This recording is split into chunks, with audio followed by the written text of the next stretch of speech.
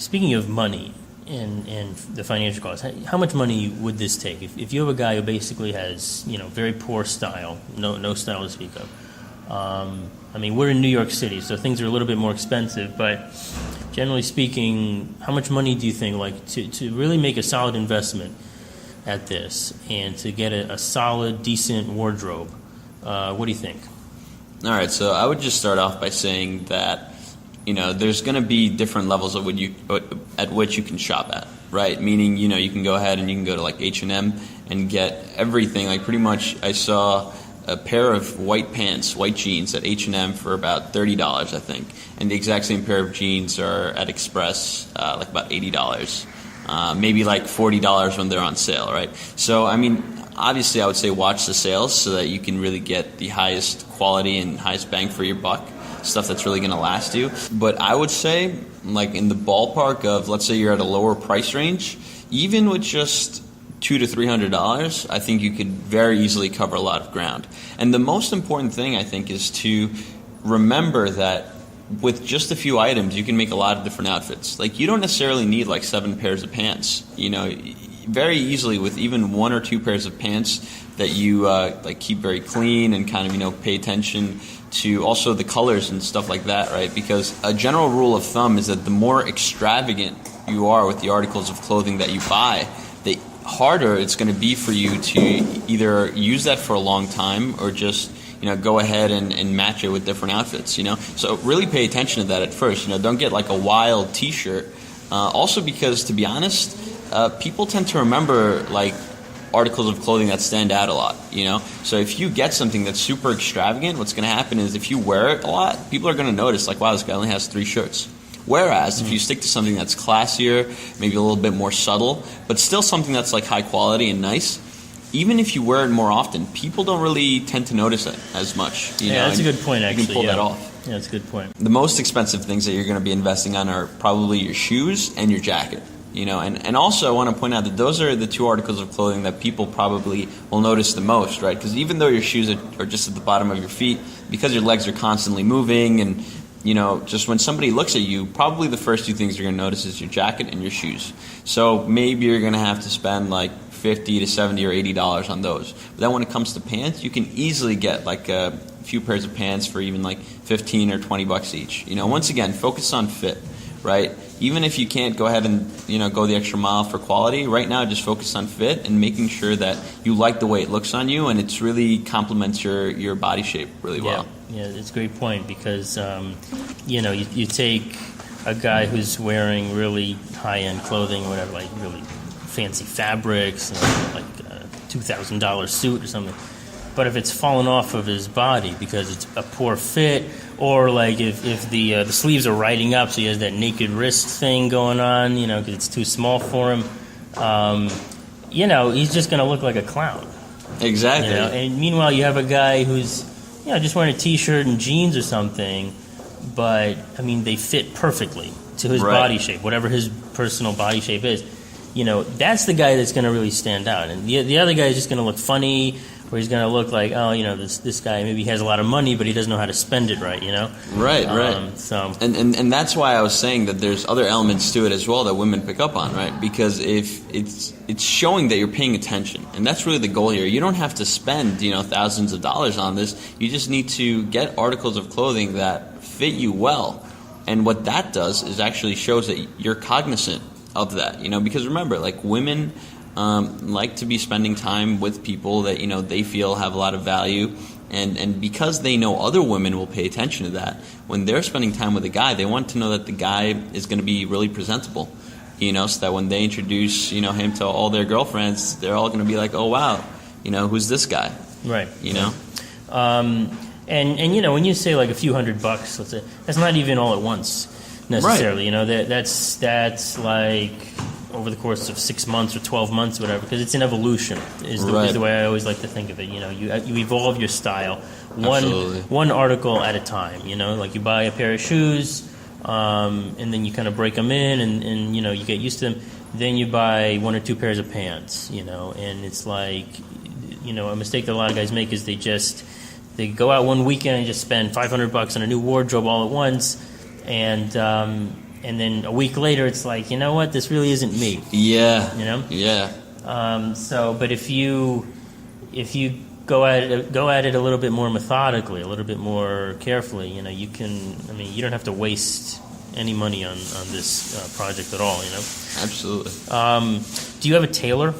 Well, personally, yeah, absolutely. I mean, the guy where I get my dry cleaning done also does tailoring, and he's great, you know, especially like for pants, the bottom of your pants, and like sleeves. It's super important that you get those tailored. Like on a blazer, the sleeves need to fit right, and you know, you can't have like too much extra fabric at the bottom of your pants, you know. Right. The way I like to think of it is that if you're standing up straight, your pants should just touch kind of your shoes and the side of your shoes so that you can't see your socks, you know. But honestly, aside from that, like, you know, they shouldn't be much longer or much shorter. You can go a little bit longer than that, but not so much where your pants are folding over, you know, 3 or 4 times before they get to your shoe. Right. I do get clothes tailored from time to time, especially suits and jackets. You know, so going back to the money issue, it's like, you know, you could spend, I don't know, $300 on a blazer, let's say. That's a lot of money. Or you could buy a blazer for $85, $100, and then spend $20 or $30 on the tailoring.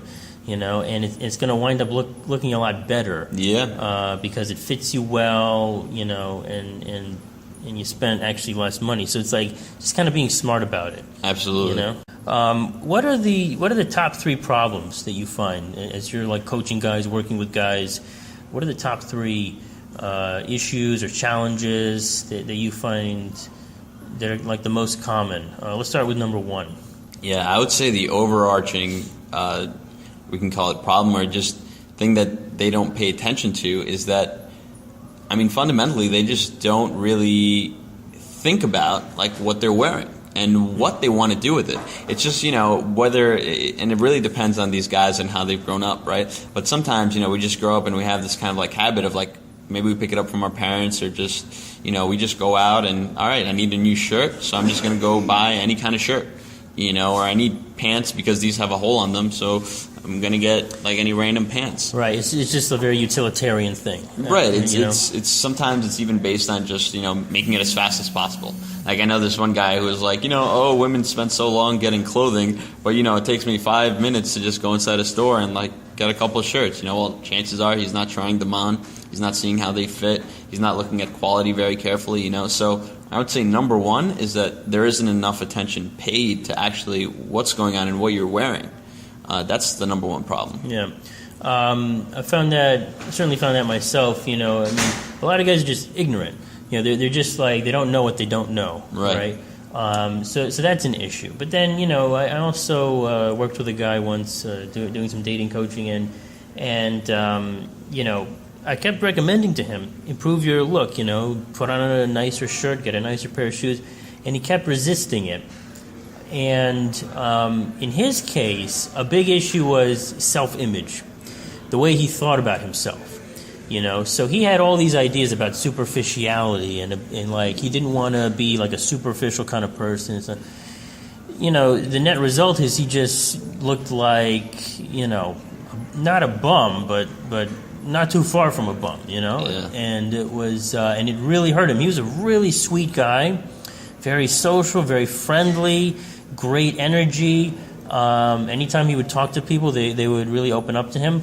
But that just the way he looked, you know, it was something so simple, and yet he was resisting it. This was the key thing. So it was like a psychological thing almost with him. So you know, when you said just thinking about style, right? That brought that to my mind. What about number 2? What's the second biggest issue?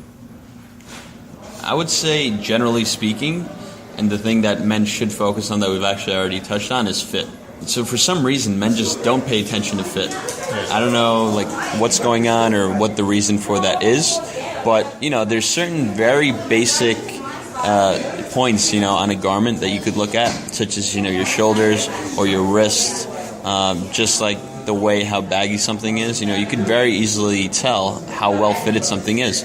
And once again, like some guys might even know what the good stores are, and they might even go there to buy clothing. But if they don't pay attention to the fit, they could look like really, really off for no reason at all, And fitting is something that is very easy to get a good eye for, because, you can go online, you can look at pictures. Even Pinterest has a lot of great, like if you look at the fashion posts, you can find a lot of little great kind of like snippets and files and images that'll show you what good fit looks like. So that's, I would say, the number 2 thing that people really need to focus on. What's the third biggest thing you think that guys have? Third biggest challenge? I would say that the third biggest challenge is definitely detail. Guys tend not to pay attention to the detail. Most of the time, we'll just generally look at an article of clothing, maybe like, let's say, a white shirt, and we can't really differentiate between like one white shirt and the other. When you go out and you shop, you should really look at, the kind of like the seams on a shirt. Are they already coming loose, or are they like nice and neatly, like placed on the shirt? Okay. Also with jackets, this is a big thing. What kind of fabric is the jacket? Is it like, maybe does it have like nice little thin pinstripes? What's the pattern on it? And all of these little details are kind of like subtext in the language of fashion, I would say. Because what happens is, yeah, sure, you can have a guy that's really well put together and kind of everything looks like it flows, but then you take a guy who's maybe wearing like the same colors and, same type of jacket and all that stuff, but all the detail is right on point. Everything like down to the shoes, to the jacket, everything, not only from afar, but even up close looks right on. Right. That, I think, is a great thing to be focusing on. Okay, yeah. The detail, I can definitely see that, because suppose you're wearing a suit, suit and a blue tie, right? If the blue tie has like an interesting checkered pattern on it, right? All of a sudden that changes your look. Absolutely. Or you start wearing a pocket square. The pocket square has the same checkered pattern as the tie. Right on. Details, right, that make a difference. So in like the shoes, like maybe the laces of the shoes are a different color than the shoes themselves, right? All those kind of little things can really send a signal, and it can really make a difference in how the outfit looks. What about these guys that, going back to attraction, right? Going back to attracting women. Look, we've all seen YouTube videos and we've seen guys in person that are not the best, like not exactly fashion plates, but they're successful with women. They're able to approach, escalate, get girls interested in them, develop sexual energy, sexual tension, the whole thing, right? Mm-hmm. And that guy might just be wearing like a t-shirt and jeans, or something very simple, right? Something that's not outlandish. It's very different from like the peacocking idea. That was around a long time ago. What do you think about that? Like in the grand scheme of things, what role does the style actually play? Right. Well, what I would have to say about that, Justin, is simply that, if you put enough effort into anything, you're probably going to get results, regardless of, how your fashion is. But it's going to make it a whole lot easier. And in fact, you're probably going to get more women interested in you, and you're also going to get women that have like a better sense of fashion themselves interested in you, right? So it's really about, I would say, like improving the percentage of success that you have in that kind of sense, you know? Because, like, think about it. Maybe you have to approach twice as many girls in order to finally find one that's like, maybe you can have a great conversation with. Whereas if you just went ahead and did a few really basic things, like maybe spent $100 on how you look, and then you went out again, you would have girls approaching you, which is what I think is great about fashion too. Because if you're really sharply dressed, it can send out such a powerful image that you will get like girls like turning their head to look at you on the street. You will have actually girls approaching you when you're in a nightclub. Because you just put off this air of dominance and power, and people love that. And also about the peacocking thing that you mentioned, I want to point out that there is a way to peacock, but in a much more subtle way. It shouldn't be about wearing something that's like so flashy that it's ridiculous, right? Like a top hat, or I don't know, a freaking like parrot or something, like a feather boa. You know what I'm saying? Like a really crazy a jacket with a really crazy design. You know what I'm saying? Yeah. Like, it doesn't need to be like that. Just even wearing a nice, sharply tailored blazer, let's say, that has like some kind of cool, interesting pattern on it that you don't see every day. women are going to pick up on that. They're looking for stuff like that. So just even a jacket that looks really well fitted on you, that has some cool designs on it, that's a much more subtle but still kind of effective way of peacocking. Yeah, it's all about standing out. Right. Is really what it comes down to. Standing out in a good, positive way.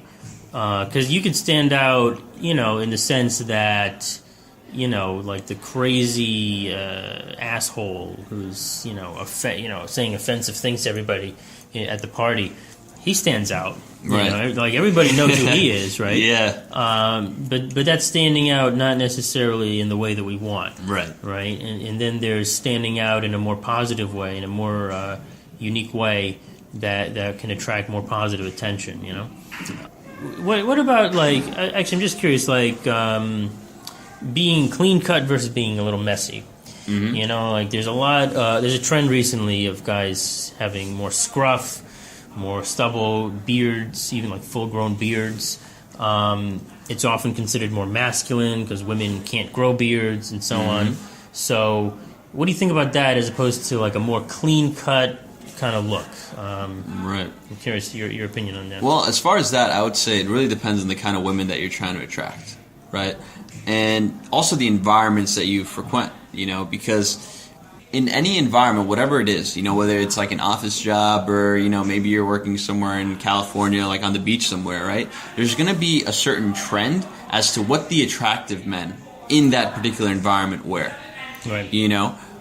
Maybe let's say for models, let's say you're a famous model or something like that, and maybe the clean cut look is what's really going as far as that, right? But maybe if you're in some kind of other business, it might be more attractive, to wear a beard or a mustache. And what I would say is really be willing to experiment, regardless of, what your field is and stuff like that. I would say go ahead, try the scruff. See if you like it, see what kind of reactions you get from women. Yeah, because it looks better on certain faces than on other faces. Right. And some guys have really kind of already maybe more, I guess you could say, young-looking faces. And so for them, having a beard is going to be really helpful. Whereas some guys are already super masculine as it is and really chiseled, jawline and stuff like that. Having a really square jaw, right? Really strong cheekbones and a brow, right? So it's you think of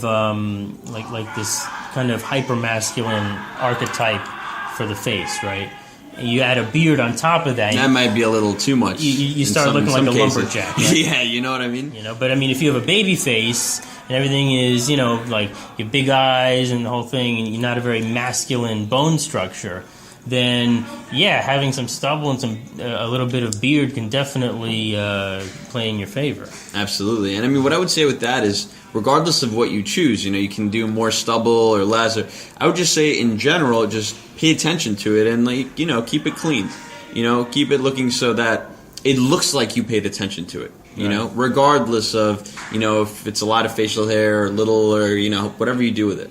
Yeah, just pay attention to it and maximize what you have. Exactly. I would say so. What about hair? Not facial hair, but the hair on your head.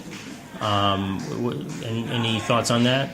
I mean, what I would say about that is, I think if you're balding at all, it's always great to go for the bald look. It's just women generally completely bald. Just shave all the hair and keep it shaved, because some women find that very attractive. Just a completely shaved guy. But on the other hand, if you do have hair. Go ahead and do your best to really maybe see what kind of celebrities are wearing, that have a similar head shape as you do or stuff like that. And then go ahead and take that and experiment with it, And honestly, don't be afraid to switch barbers. That's something I did recently because the barber that I was going to wasn't really giving me the look that I was trying to achieve. So I just, I asked around a little bit and I went ahead and I switched, And I'm not spending that much money on my hair, but once again, that's one of those things experiment, see what you like, look at celebrities, and then once you found it, just remember to kind of keep it in shape. At least at the very minimum, I would say, if you have a shorter hairstyle, once every 2 weeks or once a month, should be like the maximum that you wait before getting it shaped up or trimmed, and just keep it looking clean. I think that's probably the most important thing with that. Just don't let it get too overgrown or too out of control. Yeah, I mean, especially like the back of your neck, because that's where you can most easily see when the last time you got a haircut is. So even if you go in just for like a little shape up, go ahead and do that so you just continue to give off like this vibe that you take care of yourself, that you care about how you look. Yeah. Any last thoughts? I would just say, if you're a guy, just start taking an interest in how you look and how you appear. Even if you're wearing the same clothing as you're wearing right now, start, tucking things in, making sure that everything looks nice and neat. That's a great place to start. And then from there, as long as you just keep an eye out for it, you will eventually be able to dress better and, find a style that fits you. Yeah. So how can we find out more about you? You have your website? Yeah, so you can just go to stylecoachnyc.com, and on there I'm posting a whole bunch of articles on everything from the fundamentals to creating your own style. There's also a few ebooks on there, so you can really start picking up an eye for those kinds of things and really improving your style just by doing that.